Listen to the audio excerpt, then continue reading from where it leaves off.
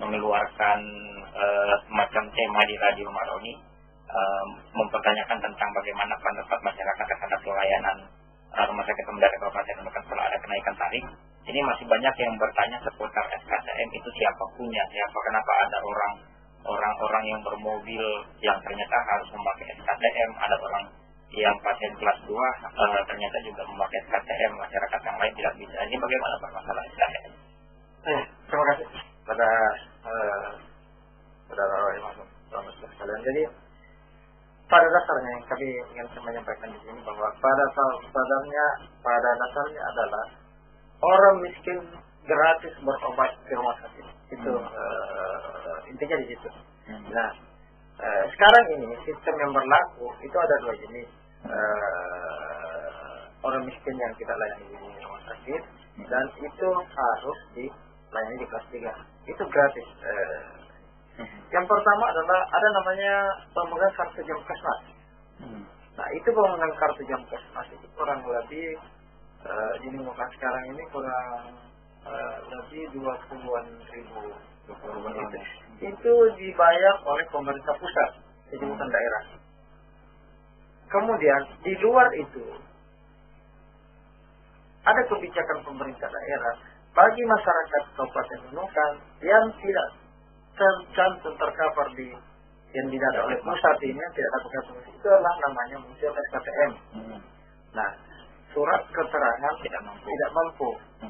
Yang mengeluarkan adalah camat dan Pak Lurah. Jadi kami di rumah sakit dalam posisi menerima, jadi kami tidak punya kewenangan dalam mengeluarkan SKTM itu. Pada dasarnya kami di rumah sakit semua SKTM menunjukkan SKTM yang datang ke kami layani. Kami tidak punya campur tangan bahwa ini adalah orang miskin. Apakah yang betul ini pengguna SKTM-nya adalah orang miskin atau tidak? Itu urusannya Pak Lurah dengan Pak Camat. Karena di sana lah penilaiannya di sana. Dan kalau memang perlu juga kita sikapi bahwa masalah miskin di bidang kesehatan itu memang sangat relatif Pak. Beda dengan misalnya pemberian bantuan untuk orang miskin di bidang pendidikan, beasiswa dan pendidikan, karena itu bisa diketahui. Nah, pada saat sakit orang mungkin pada saat sehari-harinya itu tidak miskin, tapi pada saat sakit itu akan miskin. Jadi jangan dilihat sebenarnya sebagai person bahwa orang datang dengan pakaian bawa emas dan sebagainya. Bisa pada saat sakit dia bekerja kan tidak bekerja. Ada dua hal kenapa orang di sehari-harinya tidak miskin, pada saat sakit miskin. Yang pertama, pada saat sakit dia tidak bekerja. Itu. Yang pertama berarti tidak pemasukan. Yang kedua, pada saat sakit ada biaya yang harus dikeluarkan untuk bayarnya. Itulah bisa menyebabkan orang dari tidak miskin tadi itu jadi miskin. Nah, inilah kebijakan ditempuh pemerintah untuk memberikan surat keterangan tidak mampu itu. Dan siapapun yang datang memberi surat keterangan, kami bukan rumah sakit, bukan wewenang kami mempertanyakan itu. Artinya kami melayani dengan syarat memang ada syarat-syarat bahwa harus dilayani harus dirawat di kelas 3. Itulah memang ininya. Kapan mau minta VIP atau kelas 1, kelas 2, SKTM batal. Tapi begitu regulasinya. Jadi sebagai standar pelayanan standar di kelas 3 untuk masyarakat miskin itu. Nah, masalah berbelit-belit itulah kami merasakan dari rumah sakit kita sama-sama tidak ingin berbelit. Bagaimana juga masyarakat mendapatkannya tidak berbelit. Dan saya kira Pak Camat dengan Pak Lurah sekarang kan tidak susah Pak mengeluarkan. Sekarang mereka sangat memperlancar untuk kami pun di rumah sakit. Mungkin saja ada yang datang ke rumah sakit tanpa ada SKTM, tapi menyampaikan bahwa saya tidak mampu, saya akan mengurus SKTM. Kita kasih ada waktu 2 hari untuk mengurus. Memang di regulasinya bahwa bagi yang tidak membawa SKTM atau dia membawa puskesmas dan memang tidak mampu bayar biaya rumah sakit dan siap di kelas 3, kita kasih waktu 2 hari untuk 2 hari kerja untuk mengurus ini. Yang penting dilapor bahwa saya SKTM dalam pengurusan, tidak terus gitu. Yang penting jangan pada saat datang, yang kita mengharapkan juga mengumpulkan masyarakat. Kalau memang tidak mampu bayar di rumah sakit, ya dilapor saja bahwa saya tidak mampu bayar. Kita gratiskan dengan syarat pergi mengurus SKTM-nya.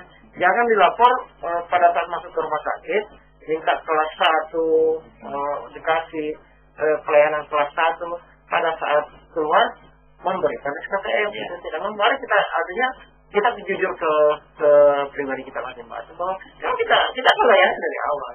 Dan misalnya dan kita ada kelonggaran bahwa misalnya ada pasien yang namanya orang sakit, kita tidak pasti mengharap sakit. Nah, kita tidak tahu kapan kita tiba-tiba ada yang sakit, kecelakaan dan semuanya, Mas hari Jumat misalnya, ya kita ada yang lapor, Pak saya tidak mampu bayar, saya akan mengurus KTM. Kita kasih kesempatan, silakan urus KTM. Kita langsung jadi karena hari Sabtu Minggu tutup kantor kami dengan terus, ya kita kirim Selasa. Kita kasih waktu sampai Selasa untuk masukkan. Kalau tidak mampu selesai itu, kapan prosesnya Pak belum selesai, ya kita tunggu. Saya kira itu tidak masalah yang penting. Ya sekali lagi lapor pada saat masuk kami tidak mampu bayar. Dan yang mengganti adalah pemerintah. Ya, mengenai tarif kita punya. Saya kira masyarakat itu tidak perlu khawatir masalah tarif, karena di yang namanya orang miskin kan tidak bayar. Yang membayarkan hanya orang kaya saja. Yang mampu memang bayar ya bayar sesuai dengan tarif yang pernah. Tapi yang tidak mampu bayar sesuai dengan tarif itu kan ada gratis, ada jalannya. Nah, kami pun sebenarnya keinginan kita ini, dan saya kira Pak Bupati ini sangat berbuat dengan Ibu Wakil sangat merespon.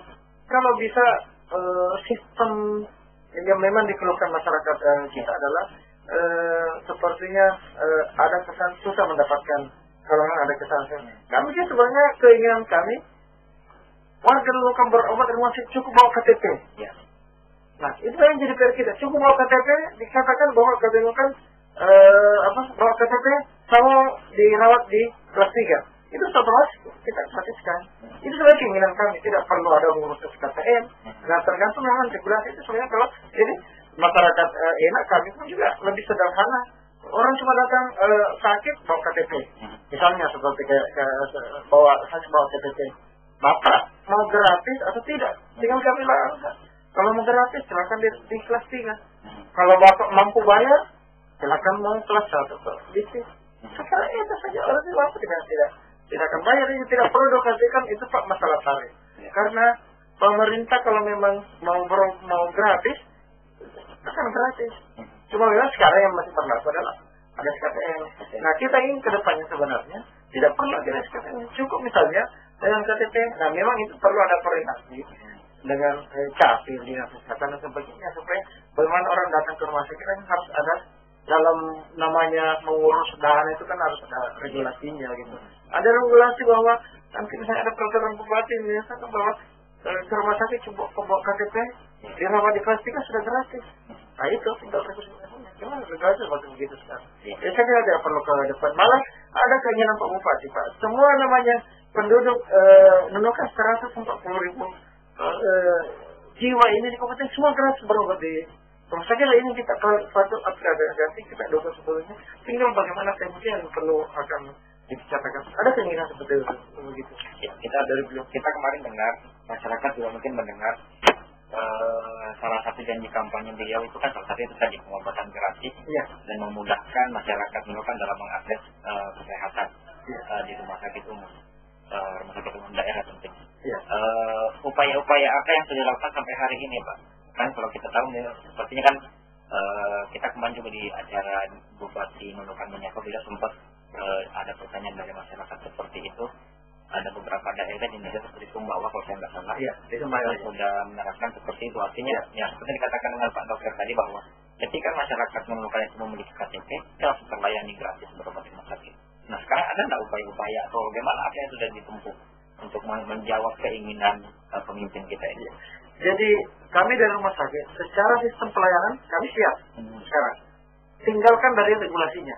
Nah, itu juga disampaikan kepada Bupati, dipelajari. Kami juga akan mempelajari. Seperti misalnya karena yang namanya mengelola keuangan harus jelas dasar hukumnya. Nah, itu memang sekarang yang kita masih mempelajarinya.